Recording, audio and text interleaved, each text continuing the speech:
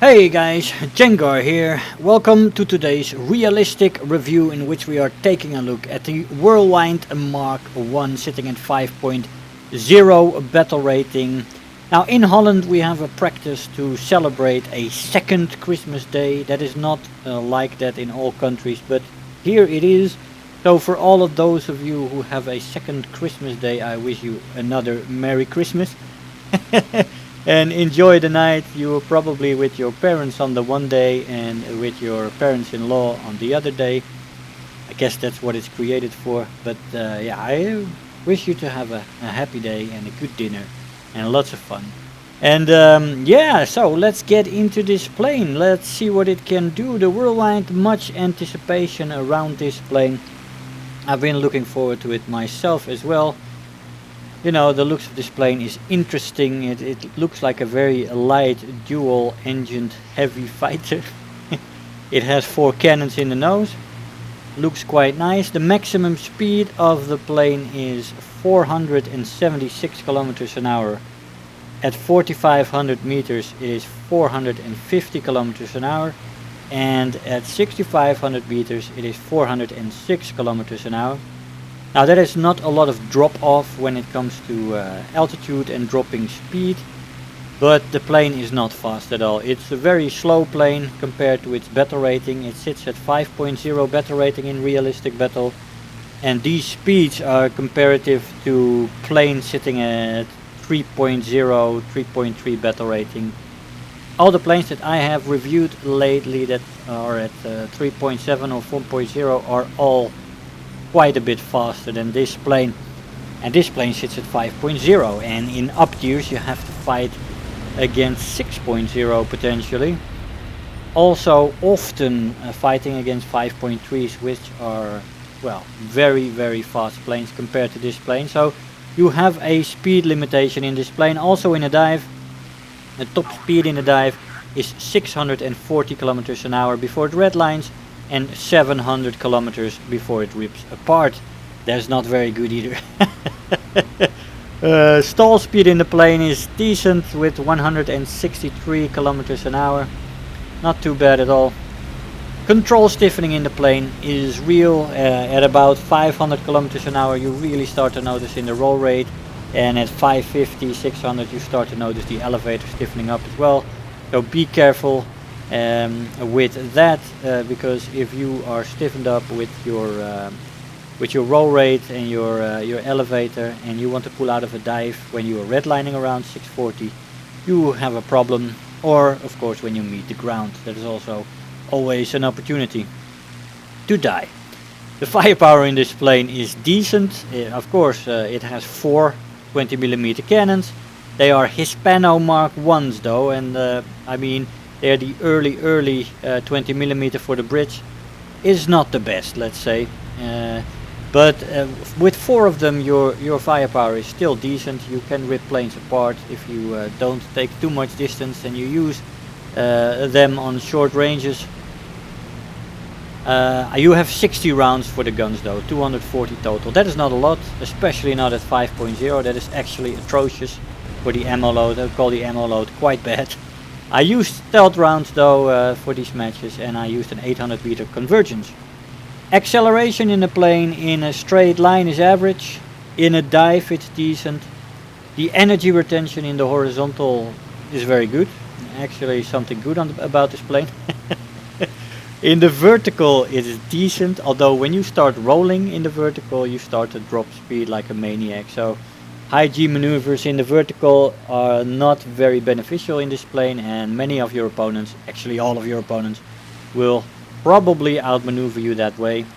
So boom and run, but don't boom too long. I guess this is not a real boom and zoomer. It's not an energy fighter either, and it's not a turn fighter either. I have a hard time to classify this plane and which flight style is the best for this plane.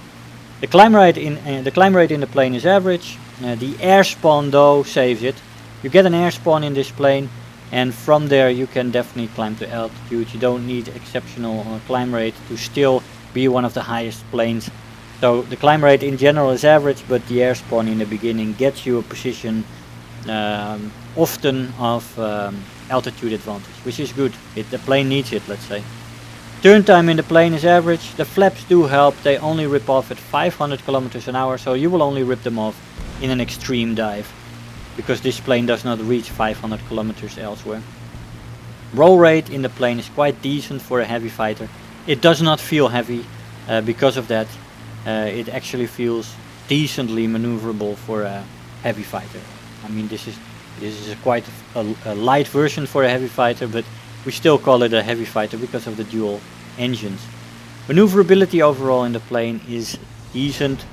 Overheating does exist in this plane, but it's easy to cool off, so I would not call it an issue.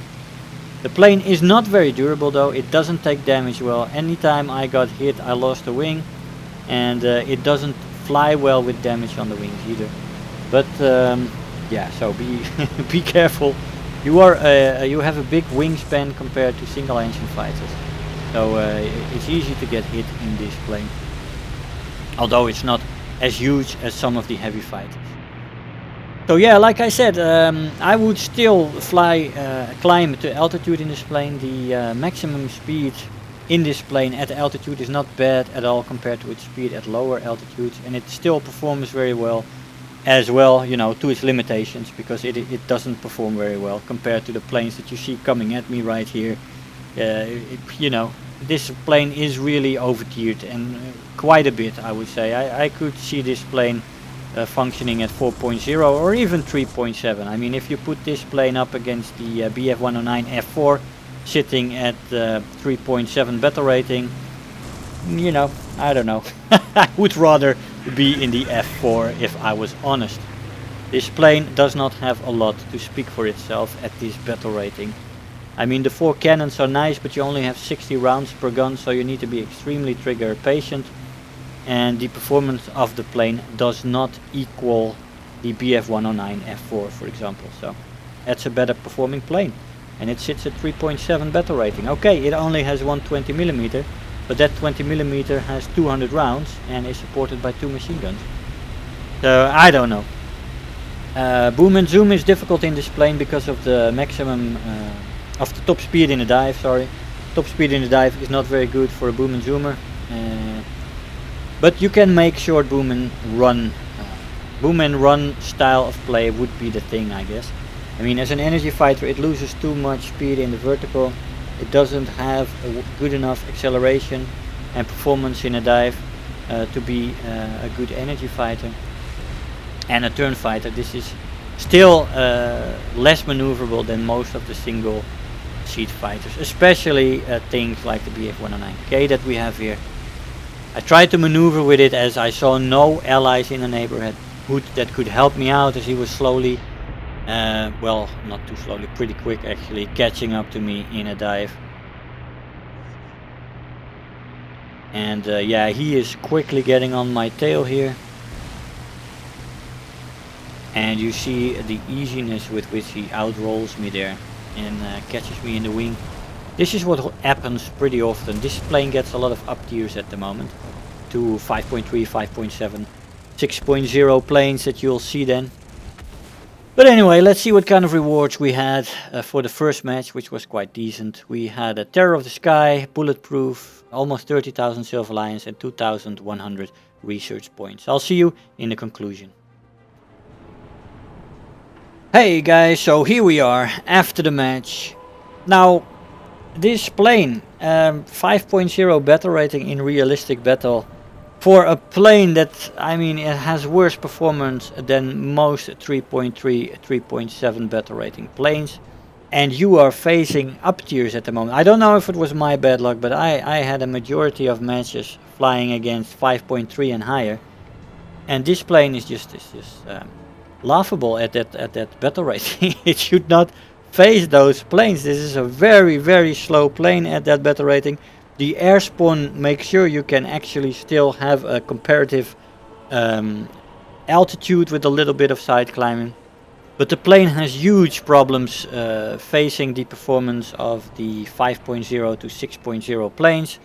It might be on equal terms on a down tier to 4.0, but most 4.0 planes outperform this plane easily. So I have no idea what this plane does at 5.0. It is, well, I don't know. I hope somebody at Gaijin will look at this plane quickly and realize they made a mistake and this plane should be 3.7. Guys, I hope you enjoyed the video. I want to thank you all for watching and I'll see you guys next time. Bye bye. If you're new here, make sure to hit the subscribe button, become part of this community. If you are already a subscriber, don't forget to like the video, do leave me a comment, and if you really feel like helping out today, make sure to share the video with your friends and let them know about the channel.